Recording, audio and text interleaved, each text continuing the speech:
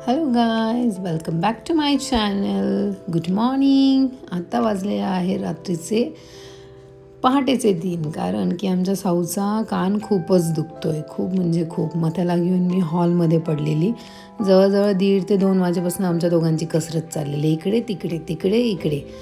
आणि आम्हाला नाशिकला पण जायचं होतं, त्याच्यामुळे मग काय करावं आणि सकाळपर्यंत त्याचा कान रिपेअर होऊन गेला. हे बघा कसा बसलेला आहे, कारण सकाळी खूप उशीर होऊन गेला. बाकीच्या सगळ्याच गोष्टींमध्ये धावपळ होऊन गेली. आणि नाशिकला निघायचा टाईम 3 वाजेच होतं. तो 12वरती आला, म्हणजे 12लाच आम्हाला सगळ्यांना निघावं लागलं. त्याच्यामुळे बाकीचे कामं मी फटाफट करून घेतले. आणि आता आम्हाला थोड्या वेळातच निघायचं आहे नाशिकला. नाशिकला काय जायचं तर आम्हाला नाशिकला जायचं आहे न्याणा आणि गुड्डीताईंना सोडवायला, म्हणजे वेदिकाताई.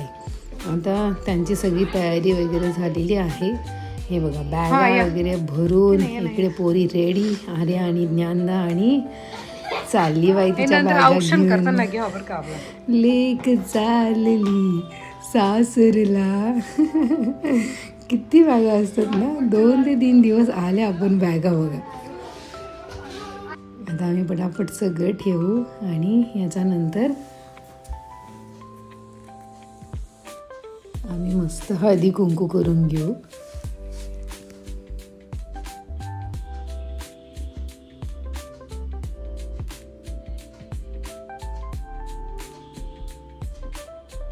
आपण म्हणतो ना, नणंद आणि वहिनीचं नातं कसं असतं, काही काहींचे खूप भांडणं होतात, कोण काय कसं. पण आमच्या तिघींची इतकी सुंदर बॉन्डिंग आहे ना, खूप छान. आमच्यामध्ये म्हणजे आज माझ्या लग्नाला 15 ते 16 वर्ष झाले, पण आम्ही कधीच एकमेकांसोबत भांडणं वगैरे हा प्रकारच नाही आहे आमच्या तिघांमध्येही. म्हणजे आम्हाला असं होऊन जातं, तर उन्हाळ्याची सुट्टी कधी लागेल किंवा दिवाळीला तुम्ही कधी येणार आहे, काय येणार आहे, सगळं प्लॅनिंग असतं अगोदरपासूनच. आणि आता आम्ही निघालेलो नाशिकला.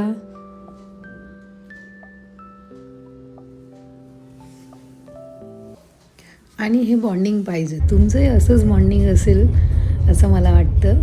कारण आपण आणि त्या काहीच वेगळा नसतो. ह्या घरातली मुलगी दुसऱ्या घरात गेलेली असते आणि दुसऱ्या घरातली मुलगी ह्या घरामध्ये आलेली असते, कारण सारखीच गोष्ट असते नाही का. परिवार जरी वेगवेगळे आहेत, पण ती रीत जी एकच आहे. त्याच्यामुळे आपण एकमेकाला समजून घ्यायलाच पाहिजे. इथे आर्याच्या पप्पांचं काही काम होतं म्हणून आम्ही काही ऑफिसच्या कामासाठी तिकडे गेलो आणि पुन्हा इकडे आलो. आता आम्ही इथे आलेलो आहे पाटीलवाड्याला, कारण सकाळी थोडासाच नाश्ता केलेला, तर मग जेवण. आणि पाटीलवाड्याला त्यांना यायचंच होतं. इथे मटण भाकरी मिळते, तर खूप छान मटण भाकरी आहे. आमच्या बागारी साईडकडची ही फेमस मटण भाकरी आहे. अगदी साधं आणि सिंपल. आपण म्हणतो ना, खूप कन्स्ट्रक्शन पाहिजे, ॲम्बियन्स पाहिजे, एकदम ॲट्रॅक्टिव्ह पाहिजे, पण काही नाही. जिथे चव असेल तिथे तुम्हाला गर्दी दिसेल. आणि हे बघा इथे ह्या दोघींचे चाललेत मस्त फोटो सेशन चाललेलं आहे. किती एकसारख्या दिसतात दोघी. फक्त 1 महिन्याचा 28 दिवसांचा फरक आहे डिफरंट आहे दोघींमध्ये. वातावरण पण चांगलं आहे इथे. यांच्या गप्पा मारायचं काम चाललं आहे. आणि इकडे साऊ महाराजांना सुसू लागली. आणि आता आम्ही तिला बेबूला आणि साऊला इकडे घेऊन आलेलो आहे. तर आम्ही सगळे मस्त थाळीचा आनंद घेताना. साऊ महाराजांना काही जेवायचं नाहीये, मोबाईल पाहिजे. मोबाईलवरून भांडणं चाललेली आहे.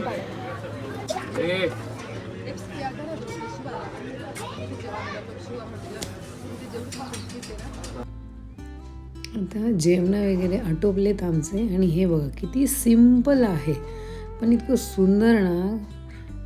खूप छान एक्सपिरियन्स आहे. तुम्ही सगळ्यांनी भेट द्या नक्कीच.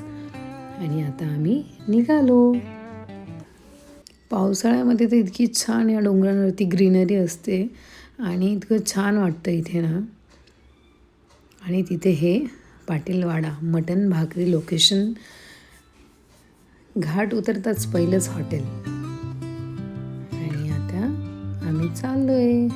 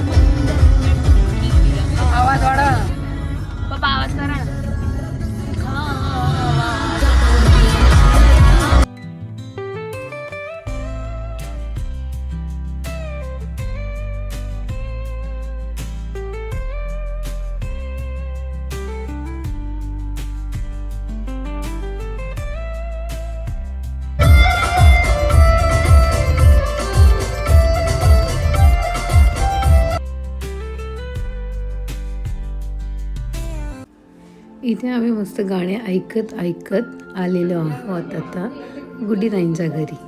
आणि हे कोण आहेत? हे आमच्या नळाचे मोठे भाऊ, म्हणजे माझे मोठे भाचे आलोक. तर त्यांना मी ताडोबाला गेलेली ना, तर तिकडे बॉटल्स मिळालेला. लास्ट इयरला आम्ही सगळे बरोबरच गेलो होतो, खूप मजा आलेली. तर त्यांना सांगितलं की ही बॉटल ताडोबाची एक आठवण म्हणून, कारण ह्या वर्षी तुम्ही नव्हते आलेले आमच्याबरोबर.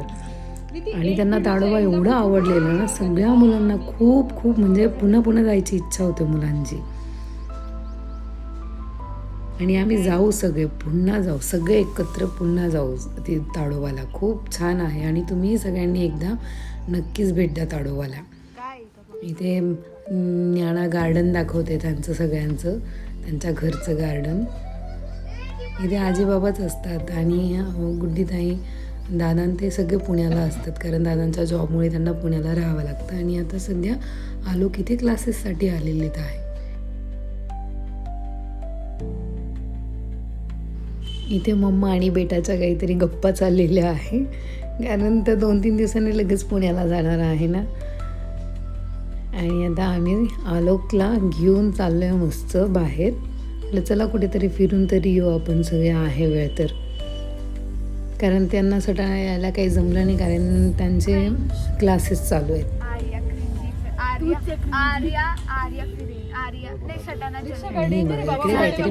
चालू झाली. आता इथे काय खायचं तर नाही म्हणे पाणीपुरी खाऊ. आणि 1-1.5 तासाने जेवायला जायचं होतं, पण एवढी सगळ्यांनी पाणीपुरी, भेळ, हे ते इतकं खाल्लं ना की रात्रीचं जेवण आम्ही कोणी केलंच नाही. डायरेक्ट जेवणाचा प्लॅनच कॅन्सल करून टाकला, कारण पाणीपुरी, अजून काय काय मागवलं ह्या मुलांनी.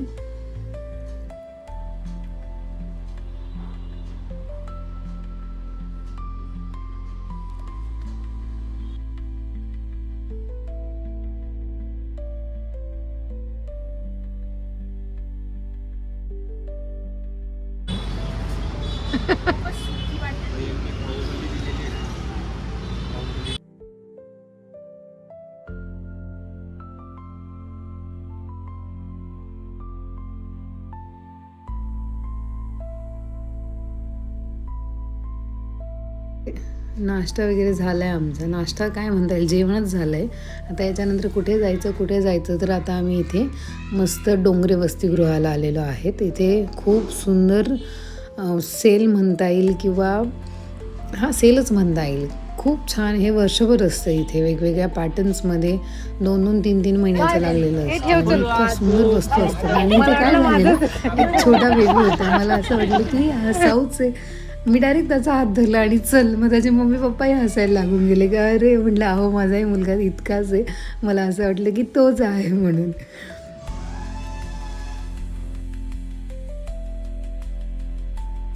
इथे मस्त झाडांची कुंडी चिनी मातीच्या मिळतात आणि इतक्या अट्रॅक्टिव्ह आहे. कपोबशीपासनं तर दहीच्या भांड्यापर्यंत, अजून मोठे मोठे कप, प्लेट्स, लोणच्याची बरणी, म्हणजे इतक्या वस्तू आहेत, इतक्या म्हणजे माणूस कन्फ्यूज होतो, अरे बापरे काय घेऊ आणि काय नाही.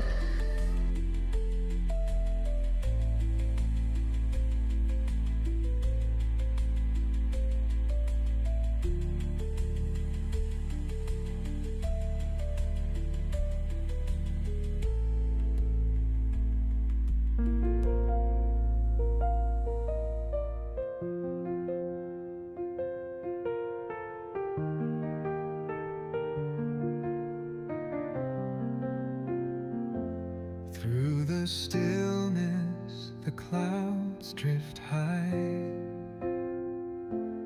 Thoughts like breezes whisper by. आता आतलं तर काही जास्त काही शूट नाही केलं मी, कारण साऊला पण पकडायचं होतं, बेबीकडे पण बघायचं होतं. आणि ते सगळं झाल्यानंतर आम्ही इथे आलो मस्त, कारण जेवण मला काही करायचंच नव्हतं. मग म्हटलं चला आईस्क्रीम शेक वगैरे काहीतरी घेऊया. मग नाशिकचं डेअरी राऊंडला आम्ही सगळे आलेलो. आणि कोण काय तर कोण काय जेवते जशा पद्धतीने जे आवडेल ते आम्ही इथे घेतलं. आणि त्याच्यानंतर आम्ही गुड्डीताईंना त्यांच्या घरी सोडून आणि पुढे आम्ही आमच्या सगळ्यांच्या प्रवासाला निघालो.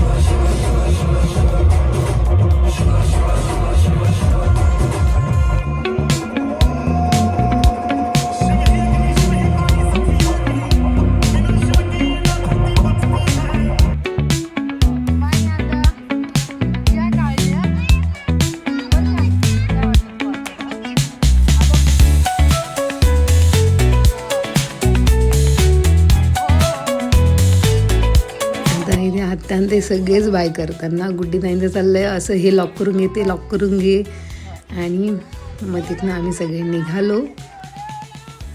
रात्रीचे 12 वाजता डॉट आम्ही घरी आलेलो आणि घरी येताच काय दिसलं हे बघा, मावर आणि खिडकीतच बसलेले कारण आज कोणी दूधच दिलं नाही ना. आणि तिला मग मी रात्री दूध दिलं आणि इथेच आमचा हा दिवस आजचा एंड झाला. चला तर मग भेटूया अशाच एका नवीन व्हिडिओमध्ये. माझा व्हिडिओ आवडल्यास लाईक करा, शेअर करा आणि सबस्क्राईब करायला तर अजिबातच विसरू नका. Bye, good night.